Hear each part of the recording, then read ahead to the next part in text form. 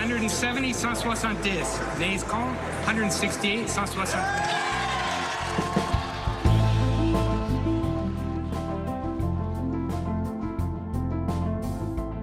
Hey everybody, I'm Jamie Poisson. So Mark Carney's Liberals survived a confidence vote on the budget Monday night. That means no election, for now at least, and also, of course, that their budget has passed. Today, my colleague Aaron Wherry is here, senior parliamentary reporter, you know him well, and we're going to talk about how the vote went down, which is to say, weirdly, 2 Conservative MPs helped the budget pass, followed by some voting chaos from 2 of the most powerful Conservatives in the party. We're going to get to all of this and more.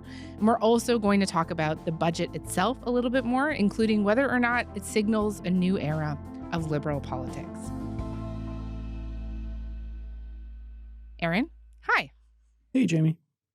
Let's start with a quick recap of how the vote actually came in on Monday night. I know this confidence vote was more suspenseful in the lead up than other ones that we're used to because parties are usually a bit clearer in staking out their positions publicly, right? And this time around, people were keeping their cards really close to their chests, kind of into the last minute. But what actually happened? You know, I'm not used to, or I don't think anyone really in Ottawa is used to not knowing exactly how a vote's going to go right up until the vote happens, because usually, you know, there's lots of signaling in advance that the parties have taken positions or they're making demands. And if those demands aren't met, they're going to vote against the legislation or against the budget. And in this case, we knew how the Liberals were going to vote, obviously. We knew how the Conservatives were going to vote. We knew how the Bloc was going to vote. But the crucial 7 NDP votes, we had no idea what they were going to do. And we weren't even really clear on what their demands were or what their expectations were. I can tell you that New Democrats are going to take the time to study this budget. We're going to consult with stakeholders. We're going to talk to Canadians, particularly working Canadians, and review this budget to see if this budget passes our lens of whether it works for working Canadians. So I don't think anyone in Ottawa thought there was going to be an election or that the budget was going to be defeated, but it wasn't quite clear how we were going to avoid having an election. And, you know, so in the end, the 7 NDP MPs, 5 of them voted against the budget, 2 abstained. That was enough with the 2 abstentions on the Conservative side, plus Elizabeth May, the Green MP, voting with the budget. That was enough for this, narrow victory for the Liberals for the budget. But it maybe doesn't necessarily bode well going forward for how long this Parliament's going to last. I want to get into that a little bit more with you later. And I want to talk about Elizabeth May specifically in a minute. But the MPs that abstained, have we heard anything from them about why they abstained? Yeah, so the NDP votes, the NDP comes out after the vote has happened and they say, look, we didn't like this budget. This is a budget that does not address the real needs facing Canadians. It fails to meet the moment, deliver transformational change, or address the urgent needs facing Canadians. But we also heard crystal clear from Canadians that they don't want an election. The consequences of defeating this budget would not be to improve it or to help Canadians. It would be to plunge the country into an election only months after the last one, and while we still face an existential threat from the Trump administration. And so the majority of us have voted against the budget, but we didn't do so in numbers sufficient to defeat the budget. They sort of made this argument that they had tried discussing the situation with the government and tried, making suggestions or requests, and that the government hadn't been interested in meeting them halfway or making the changes they were looking for. On that basis, we engaged in conversations with the government about improvements that could strengthen the budget and earn our support. At this time, the Liberals have not been willing to make those changes. It's a little unclear exactly what the requests were or what they were looking for, so it's hard to judge exactly what happened there. But their argument basically comes down to, look, they don't want to be seen to be supporting everything in this budget, but at the same time, they don't want to trigger an election. And so this is where they've kind of landed. And the Conservative MPs, it's a bit more complicated. So one of them, Shannon Stubbs, is on a medical leave. That could be a perfectly credible explanation for not voting. The other one is Matt Genereux, which is a bit more curious. He is the Conservative backbencher who announced just before the budget that he was going to be resigning from the Conservative caucus and leaving politics. And there was lots of speculation that maybe he was being courted by the Liberals, or, this was his way of kind of leaving the Conservative caucus without crossing the floor. But then the official explanation from the Conservative Party was, oh no, he's actually going to stay on as an MP until the spring. Mm-hmm. But we've now had 3 votes where he hasn't voted. And that's a bit curious and a bit hard to understand in the context of that official explanation. If he's going to stick around until the spring, is he simply not going to vote anymore? Or, him not voting, is that sort of an implicit message that he's, essentially not standing with the Conservatives anymore? Right. And of course, we do know that he met with Prime Minister Mark Carney at one point. And also there were all these rumors flying around that he was subject to this pressure campaign to not cross the floor to the Liberals, though he has denied those.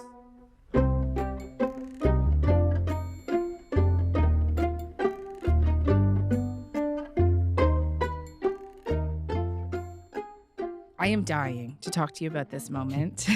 So the NDP vote comes in. It's clear that the budget is going to pass. Then what happens? Yeah, so there's sort of 2 ways to vote now in the House of Commons. There is the traditional way of standing up in your spot and being counted. But there's also now, since the pandemic, MPs are able to vote virtually through their phones. And at the end of sort of the voting period, the Speaker will say, if there's any MPs who experience technical difficulties and want to register their votes now, please do so. And at this moment in the vote, 2 experienced Conservative MPs, Scott Reid and Andrew Scheer, suddenly appear in the House.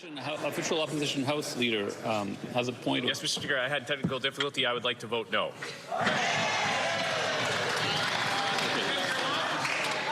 Mr. Reid? Who? Mr. Reid. You can just recognize Mr. Reid, yes. Mr. Speaker, I was unable to use my app. I would like to vote no. And this is so kind of odd and kind of unusual that people immediately raise questions of, were Conservative, were the Conservatives holding back a couple of votes essentially to see how the vote would go before they went forward. And, essentially were the Conservatives trying to essentially avoid triggering an election.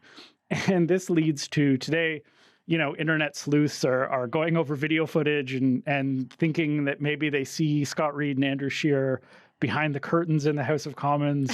And there's all sorts of intrigue about what exactly happened in this moment.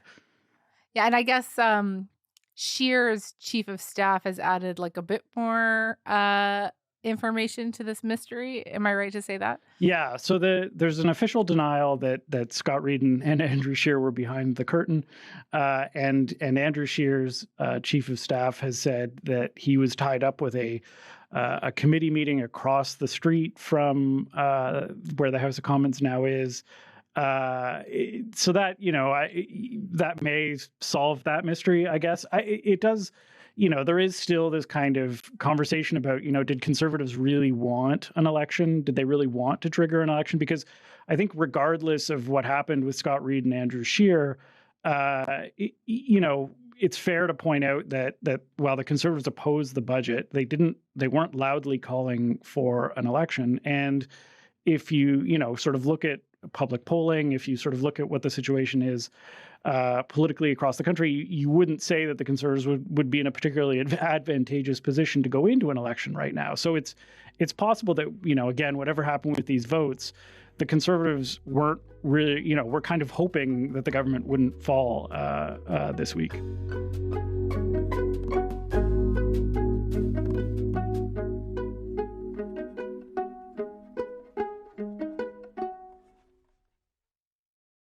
Let's talk about Elizabeth May a little bit more now. So on Sunday, she said that she was planning to vote no, like vote against the budget. So I'm in a dilemma, obviously, and I'm still talking to ministers and representatives from the Prime Minister's office and others to see what could we do before tomorrow afternoon to affect my vote, because right now I'm a no. But as you mentioned, she ultimately became the only member of the opposition to vote with the Liberals. Why did she pull that 180?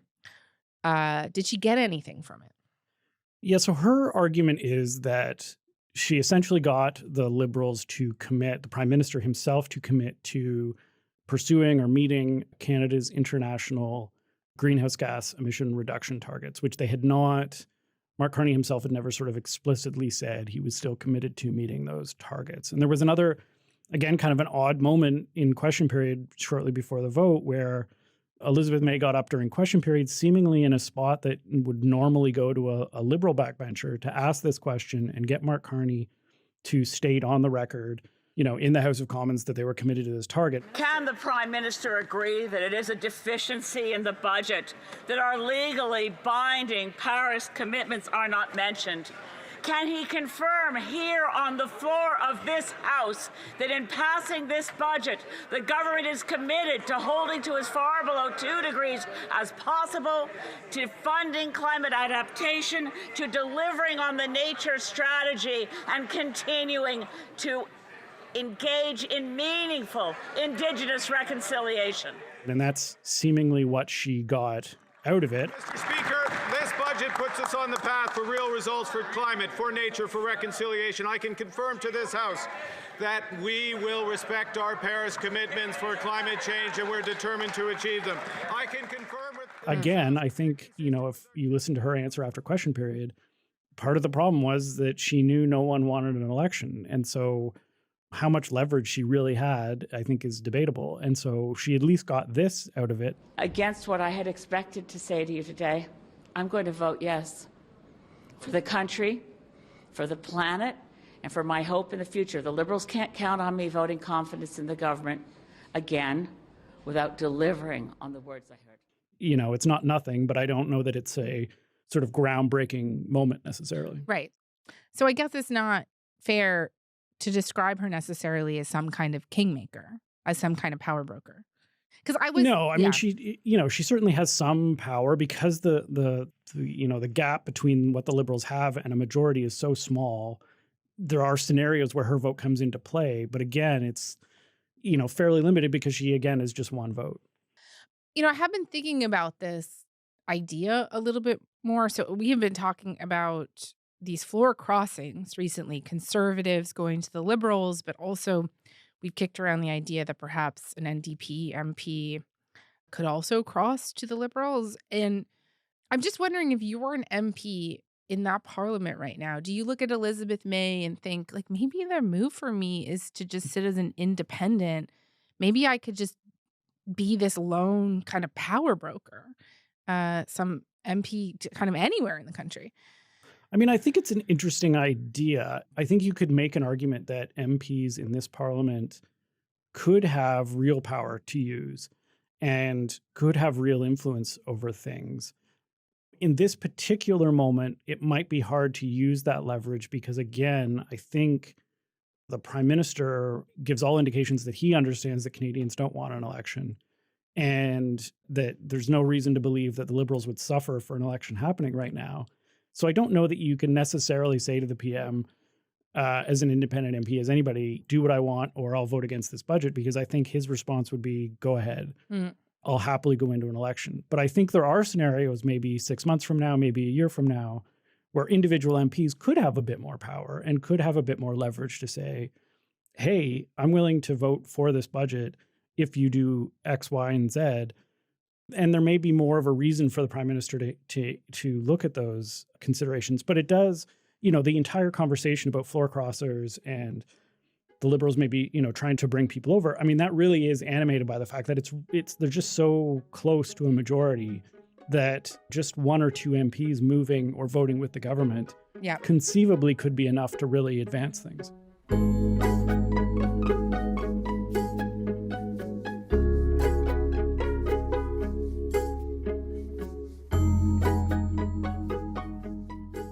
So you and I and David Coletto did a pod right after the budget the other week, and we talked about some of the highlights in it, generally how this was a budget that focuses a lot more on building things, not necessarily directly investing in people with new programs.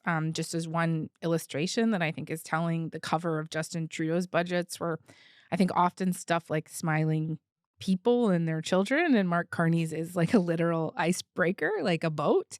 What else have you been thinking about when it comes to the budget, which is now passed since we last spoke about it?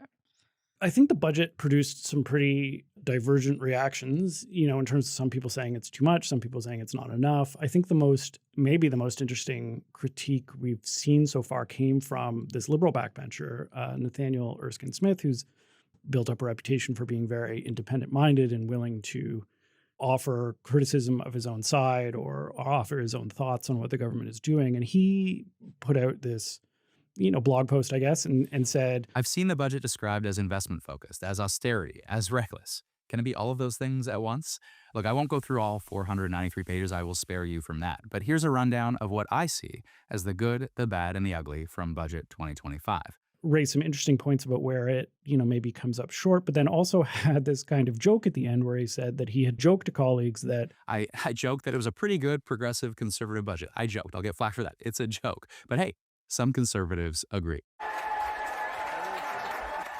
And, he kind of pointed to Chris D'Entremont crossing the aisle from the Conservatives to Liberals to kind of underline that joke. And I think as much as maybe he was joking, I think it is an interesting idea that this is, it's still a Liberal budget, but it's maybe more of a progressive conservative budget than we have seen in the past 10 years. How? Tell me more about how.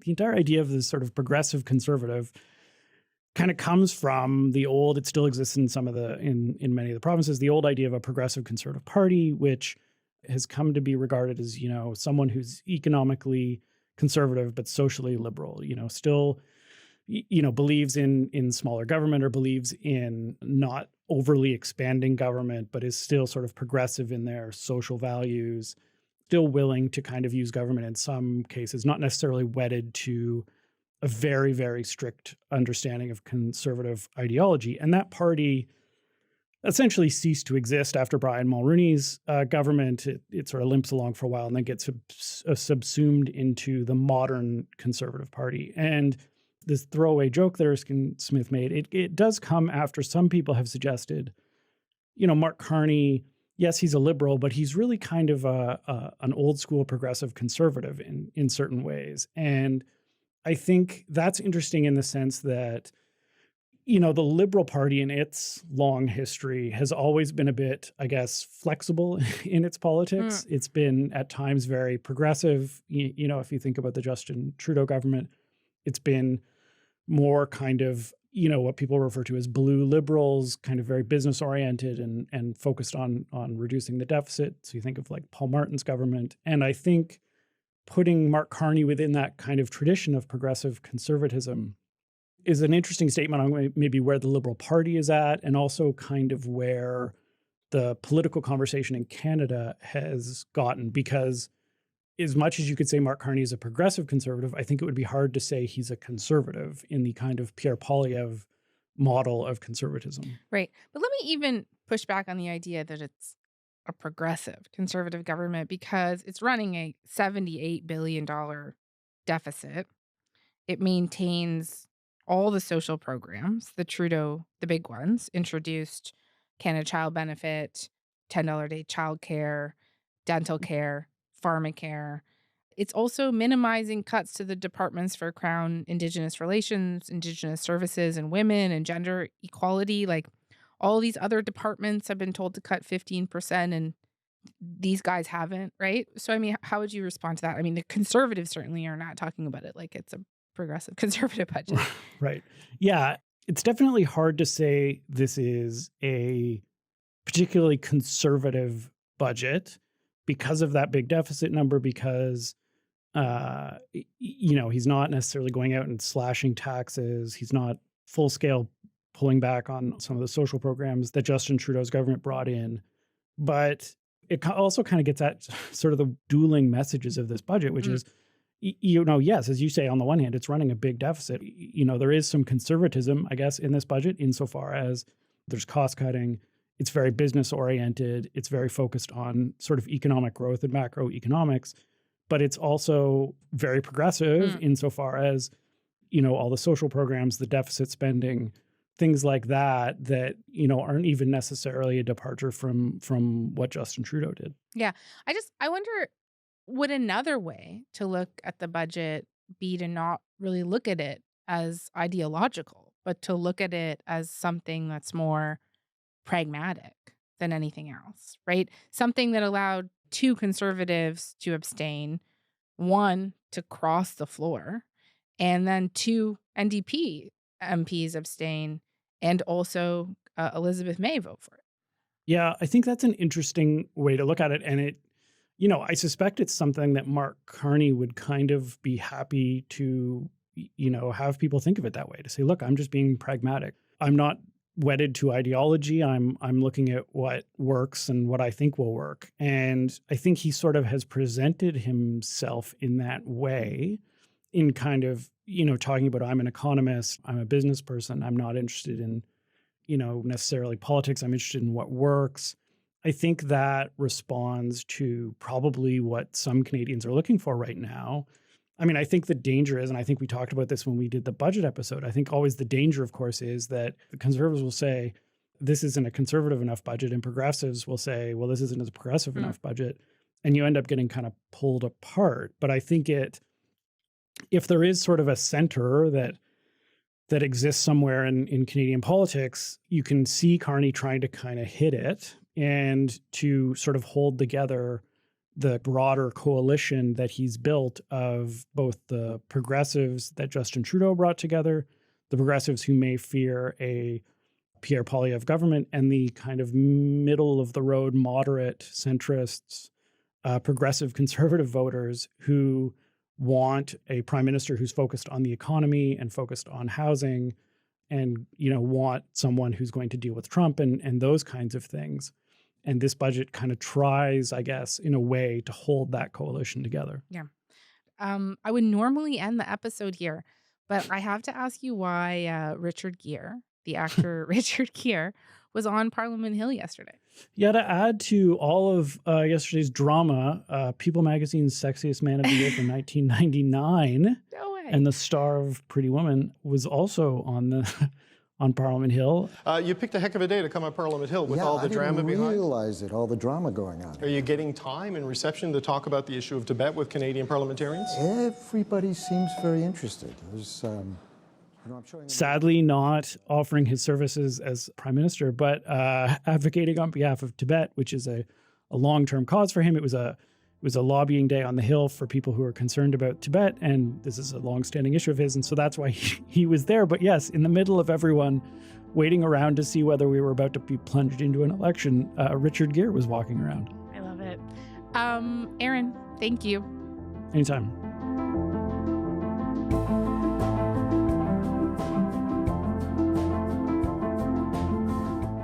All right, that is all for today. I'm Jamie Poisson. Thanks so much for listening. Talk to you guys tomorrow.